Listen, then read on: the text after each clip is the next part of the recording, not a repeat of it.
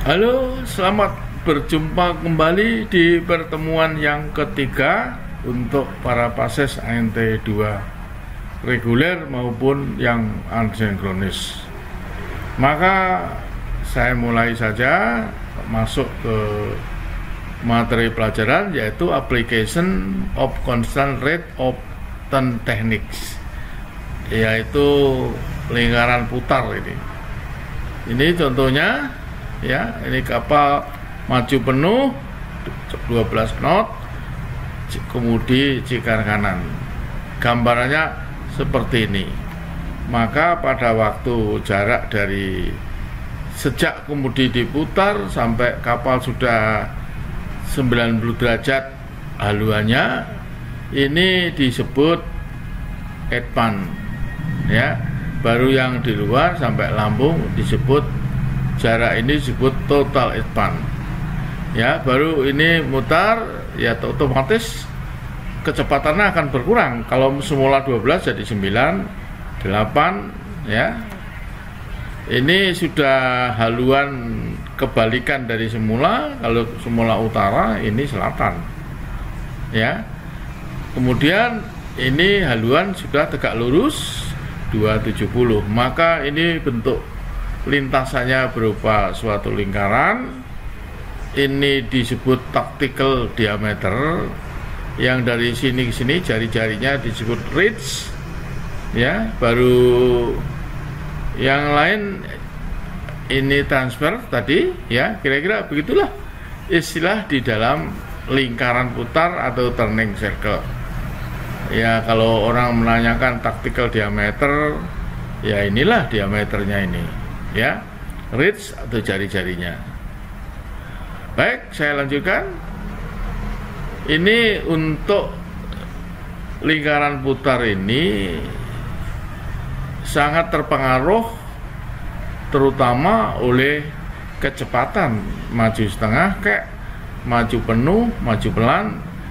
Tentunya lingkaran yang paling kecil adalah ketika kapal itu maju penuh. Di samping nanti ada sebab lain, misalkan dalamnya laut ya, makin dalam ya tentunya makin kecil lingkaran putarannya. Ini contohnya kecepatan ya. Ini kemudi sama 30, kecepatan sama 35 kemudi derajat, ini lingkarannya. Ini 20 derajat, ini lingkarannya. Ini kapal pada kecepatan 5 sampai 8. Yang sebelah kanan ini akan lebih besar sedikit dibandingkan ini. Ini yang lingkaran kemudi 35 kanan, yang ini 20 kanan. Maka dengan kecepatan yang berbeda, yang di sini kecepatan 11 sampai 8, di sini 5, 8 ya. Jadi yang ini lebih kecil dibandingkan yang ini ya. Jadi lingkaran putar tergantung besar kecilnya pada apa? 1, dalamnya laut. 2, kecepatan kapal. 3, block coefficient ya. Yang keempat, syaratnya, kondisinya ya, full load atau in ballast. Kira-kira demikian. Nah ini ya, yang 35, ini yang 20. Tentunya yang 20 lebih besar lingkarannya. Yang ini sama juga, yang ini sama juga. Hanya yang kanan lebih kecil dibandingkan yang kiri dengan kemudi yang sama. Kira-kira demikian. Berikutnya besar kecilnya tadi sudah saya sebutkan, tergantung dalamnya perairan, kecepatan kapal, syarat kapal, full load atau in ballast, baru block coefficient.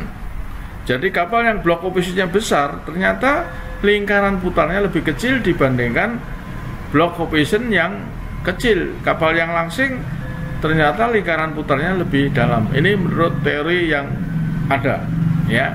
Di internet banyak dikupas juga dalam bentuk video ya, bahwa block operation kapal yang besar lingkaran putarnya akan lebih kecil dibandingkan block operation-nya kecil. Kira-kira demikian. Ini supaya Anda ingat, barangkali ada yang mempertanyakan ini, ya tentunya Anda harus tahu lebih dalam, lebih kecil, lebih cepat, lebih kecil, derapnya lebih kecil, ya lebih kecil juga. Block operation lebih besar, lebih kecil lingkaran putarnya. Ini sifat-sifat daripada kapal pada waktu uji coba untuk menggunakan lingkaran putarnya. Berikutnya, olah gerak di perairan yang dangkal, ya, termasuk nanti squat, ya, kira-kira begitu. Apakah squat itu, ya, kira-kira gitu. Ya, squat itu pengurangan daripada under clearance, ya, UKC sebuah kapal pada saat belayar maupun pada saat berlabuh, ya. Dalam fakta, apakah squat, mengapa squat relevan dengan perusahaan pelayaran, ya? Squat adalah pengurangan di lunas, ya, UKC dalam laut di bawah lunas, ya, clearance-nya akan berkurang yang disebabkan oleh relatif movement daripada bangunan kapal itu terhadap air, ya. Karena kapal bergerak di atas air, maka kapal itu seolah-olah turun. Kalau bahasa Arabianya squatnya apa ini? Jongkok atau apa ini? Ya, jadi kapal akan berdapah turun. Berkurangnya UKC suatu kapal yang sedang belayar, inilah yang disebut squat. UKC under clearance, ya. Yang kedua, jumlah aljabar antara singkit dan trim, ya.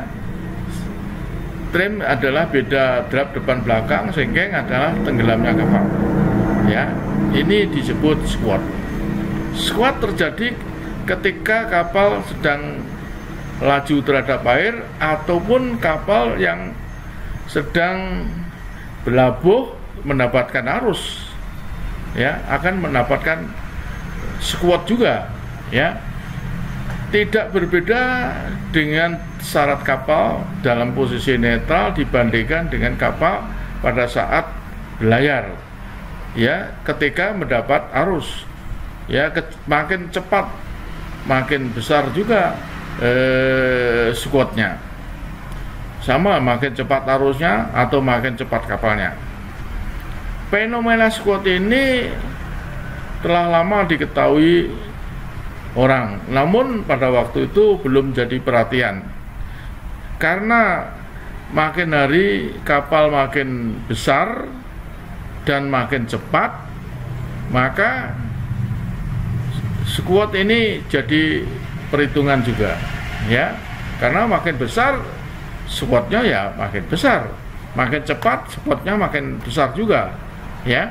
Jadi yang terakhir, drap dan dalamnya air di dalam pendekatan suatu pelabuhan, squat adalah merupakan faktor mandatori dalam membuat buoyant plan, ya, untuk keselamatan operasional. Ini bisa masuk di dalam ISM code, manual ISM code. Berapa yang diinginkan oleh perusahaan UKC-nya? Nah, UKC ini tergantung dari squat. Setelah dipotong besarnya squat, kalau UKC-nya 1 meter, squatnya setengah meter, berarti UKC-nya setengah meter. Ya, oleh karena itu pengetahuan rumus tentang squat ini ya tentunya kita harus tahu, ya, untuk perhitungan, walaupun tidak tepat betul, paling tidak mendekati ketepatan, kebenaran, ya, kira-kira begitu. Ini contohnya sedang belayar masuk suatu perairan yang dangkal, maka akan terjadilah squat. Badan kapal akan turun ke bawah. Di sini dapat dibandingkan kalau A2 ini lebih kecil dari A1. Ya, jadi UGC-nya ini untuk A2 lebih besar, A2 lebih kecil UGC-nya dibandingkan kalau semula segini, sekarang tinggal segini. Kalau kecepatan yang air yang di bawah ini akan lebih cepat dibandingkan yang di atas ini. Ini masih tinggi, ini agak sempit, maka air yang ngalir lebih cepat. Ya, begitu juga tekanan yang menahan kapal mengapung. Di sini P1, ya, P1 ini P2, ya, yang menahan akan lebih kecil karena ini lebih cepat. Kira-kira teori mengenai squat itu demikian. Berkurangnya kecepatan sama dengan bertambahnya tekanan, ya, ini.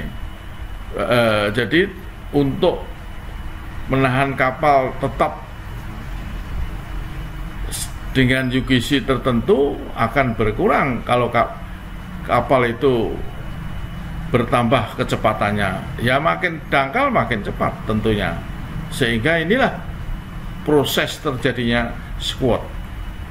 Untuk itu seorang Profesor Beres telah mengadakan penelitian, yaitu di Sungai Elbe di Jerman sana, dengan akhirnya mendapatkan rumus squat, yaitu untuk di perairan terbuka squat sama dengan CB block coefficient block kali kecepatan kapal kuadrat per 100.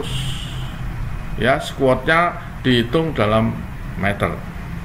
Untuk di perairan yang terbatas, squat akan lebih besar lagi, yaitu 2 kali dibandingkan di perairan yang terbuka. Ya, 2 kali block coefficient kali kecepatan kuadrat per 100. Jadi perlu disadari bahwa squatnya akan lebih besar ketika kapal itu di perairan yang terbatas. Bagaimana untuk mencegah terjadinya squat? Ya, tentunya seorang nakoda harus tahu, yaitu dengan mengurangi kecepatan kapal. Kalau semula kecepatannya maju penuh, ya maju setengah atau maju pelan. Pengurangan kecepatan sekitar setengah akan mengakibatkan squat berkurang 1/4, ya, tidak sebanding dengan kecepatan. Jadi 1/4 kurang. Kalau tadinya squatnya pada waktu kecepatan penuh 1 meter, ya tentunya pada waktu maju setengah belum tentu setengah meter, mungkin hanya 1/4 meter. Kira-kira pengertiannya begitu, ya. Jadi untuk mencegah, ya kurangi aja kecepatan atau masuk saja ke perairan yang lebih dalam daripada kapal yang di perairan menyebabkan squatnya besar. Kira-kira demikian. Ini contoh sebuah supertanker LBP, length between perpendicular, 366 meter, breadth atau lebarnya 68 meter, syarat atau drapnya 24,5 meter, displacement kapal itu atau berat benamanya 521.246 ton, ya, kecepatannya 16,5, maka bisa dihitung berapa squatnya. Ini contohnya, ya. Pertama kita cari block coefficient-nya. Block coefficient sama dengan displacement dibagi panjang kali lebar kali dalam. Nah, ini angka-angkanya. Ketemunya 0,86. Maka squat 2 kali CB kali P kuadrat per 100 ketemunya ini 4,7 meter. Ya, inilah perhitungan, salah satu contoh perhitungan squat. Ya, untuk PLCC besar sekali sampai 4,7 meter. 4,7 ini kapal 4000 DWT, drapnya sekian kira-kira. Ya, jadi besar sekali. Oleh karena itu aturan tentang squat masuk juga ke dalam manual safety management. Karena kapal makin hari makin cepat dan makin besar, maka perhitungan squat ini menjadi perhatian semua perusahaan pelayaran. Berapa yang diinginkan squat ketika kapal itu masuk di suatu pelabuhan tertentu, ya, sehingga ya sangat mempengaruhi muatan yang dibawa tentunya. Ya, kalau tidak ada squat bisa bulut, mungkin kalau ada squat ya tidak bulut, drapnya mungkin lebih berkurang lagi, muatannya otomatis yang diangkut juga berkurang. Untuk itu saya stop sampai sini, nanti dilanjutkan pertemuan berikutnya untuk pertemuan yang keempat kira-kira, ya, kira-kira demikian. Oleh karena itu selamat bertemu lagi nanti di pertemuan berikutnya. Terima kasih.